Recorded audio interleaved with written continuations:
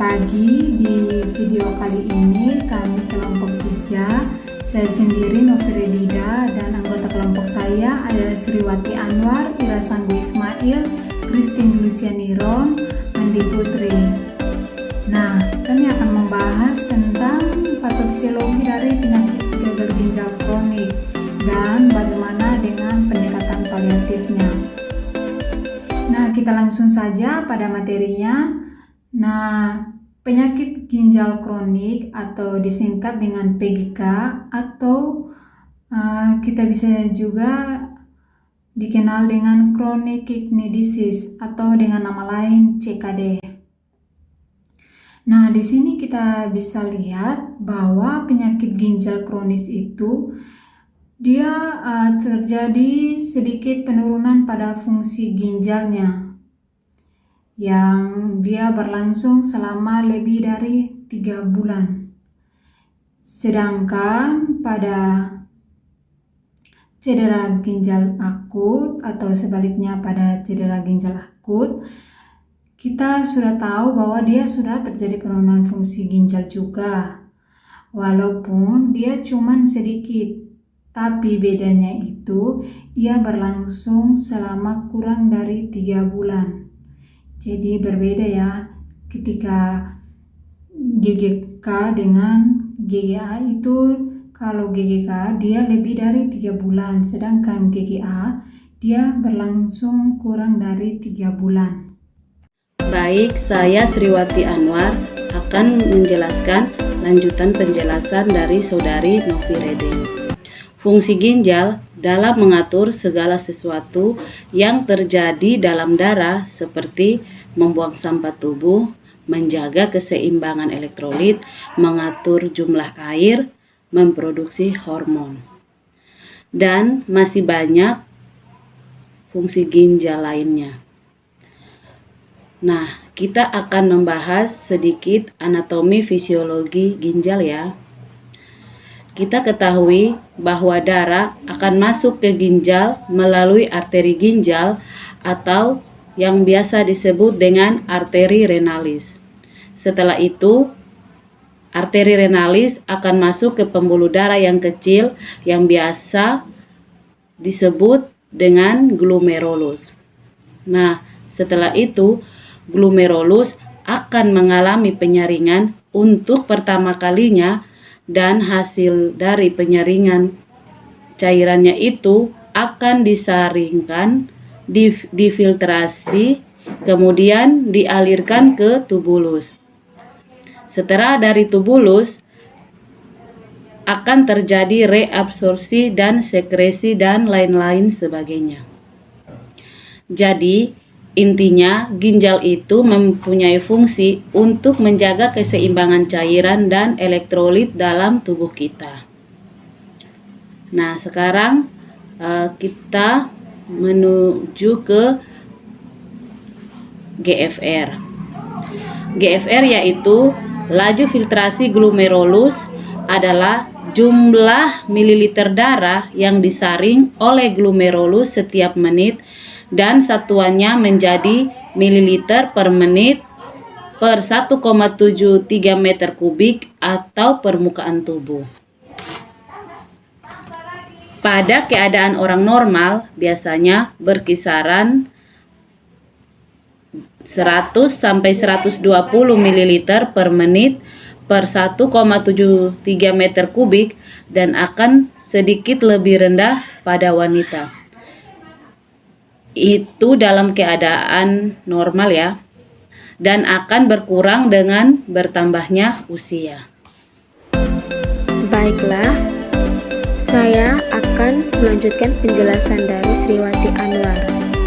Sebelumnya, perkenalkan nama saya Christine Lucia Tirsaniron. Di sini saya akan menjelaskan penyebab-penyebab dari penyakit gagal ginjal kronis. Pada penyakit gagal ginjal kronis, salah satu penyebab umumnya yaitu hipertensi. Bagaimana bisa terjadi? Ya, karena ada penebalan pada dinding pembuluh darah di arteri renalis. Kenapa bisa demikian? Karena sering sekali menahan tekanan yang tinggi yang terdapat pembuluh darah itu sendiri, dan kalau sudah mengecil, maka suplai darah di O2 dan nutrisinya akan berkurang, sehingga fungsinya akan berkurang dan dapat mengakibatkan cedera iskemik. Pada apa? Yaitu pada glomerulus nefron. Penyebab berikut yaitu diabetes. Terjadi karena apa? Ya, karena kadar glukosa berlebih atau tinggi akan mencetus proses mekanisme glikasi non-enzimatik. Di sini kita ketahui bahwa proses ini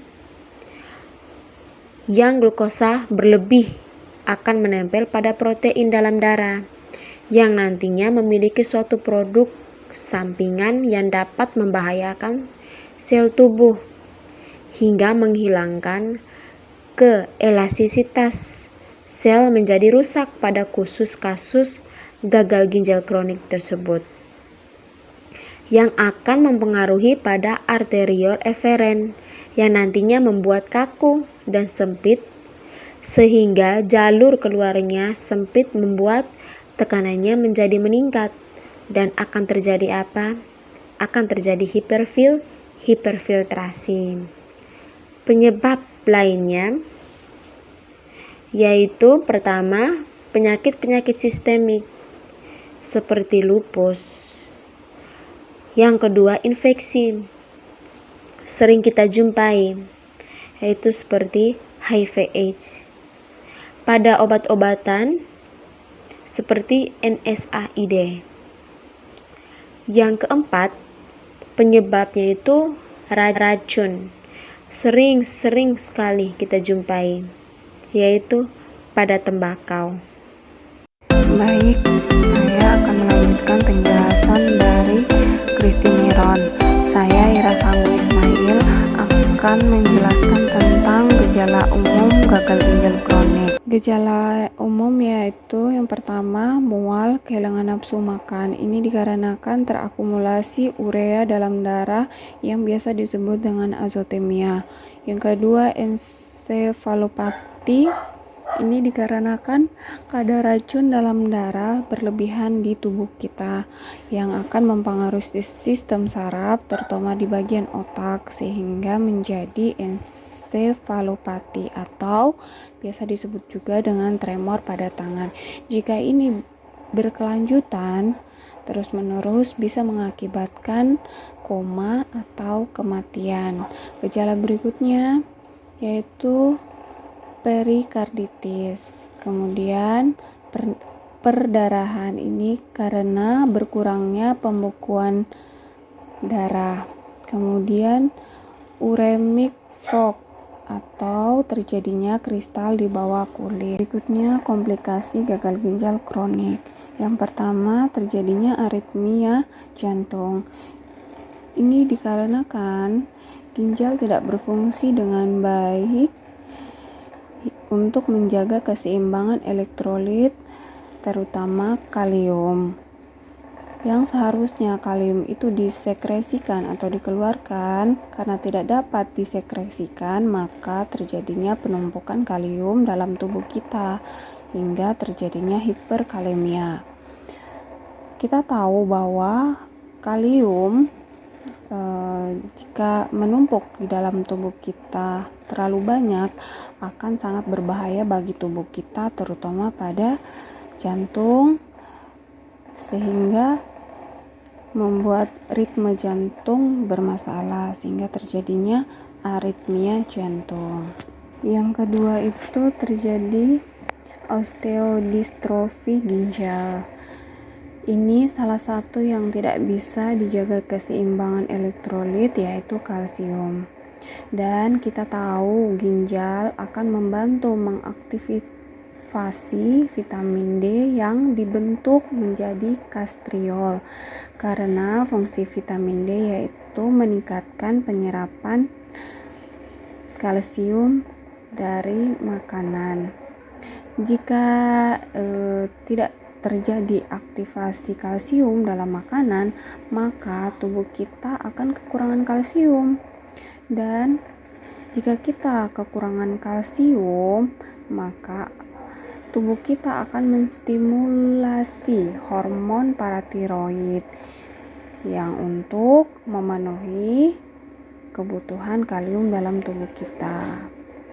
Dan jika ini terjadi terus-menerus, kalsium dalam tubuh kita akan menjadi berkurang sehingga menyebabkan hipokalsemia atau tulang kehilangan kalsium, sehingga mencetus terjadinya osteodistrofi ginjal. Yang ketiga, terjadinya anemia. Kita tahu bahwa di dalam ginjal itu terdapat hormon yang namanya eritropoietin. Ini berfungsi untuk menstimulasi produksi sel-sel darah merah di sumsum tulang belakang. Karena fungsi ginjal mengalami penurunan, sehingga otomatis membuat produksi sel-sel darah dalam sumsum tulang belakang kita itu menjadi berkurang, yang mengakibatkan terjadinya anemia. Yang keempat itu hipertensi. Kita tahu di dalam ginjal itu fungsinya itu mengsekresi hormon yang namanya renin, hormon renin. Nah, hormon renin ini berfungsi untuk meningkatkan tekanan darah. Karena aliran darah ke ginjal menjadi sedikit, sehingga produksi renin itu menjadi lebih meningkat, yang mengakibatkan tekanan darah itu menjadi naik, sehingga pada pasien gagal ginjal itu bisa mengalami hipertensi. Kita sudah jelaskan di awal bahwa salah satu penyebab gagal ginjal ini yaitu hipertensi, dan gagal ginjal juga bisa mengalami komplikasi, salah satunya yaitu hipertensi.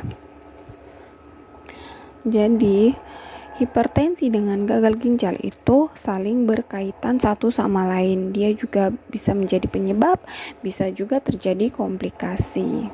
Berikutnya, diagnosis.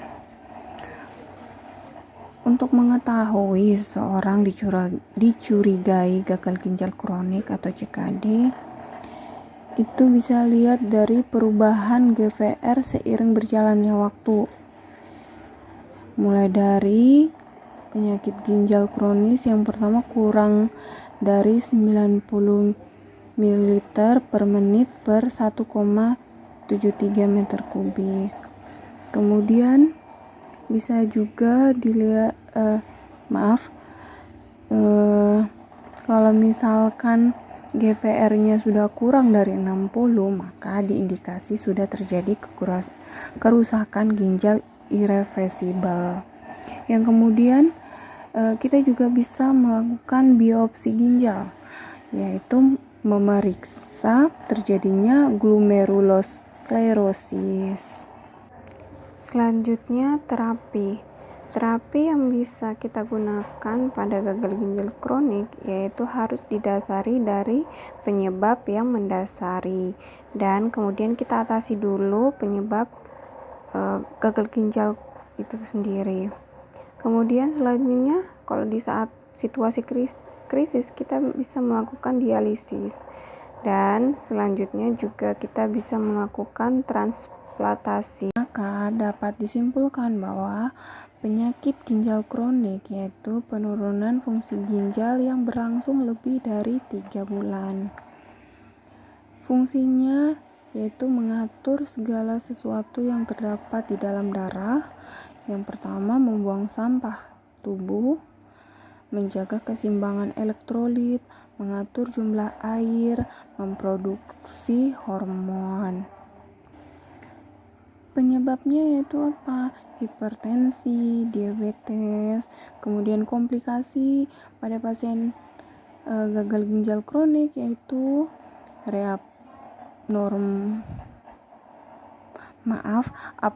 abnormalitas elektrolit, penumpukan racun, hipertensi, tulang lemah.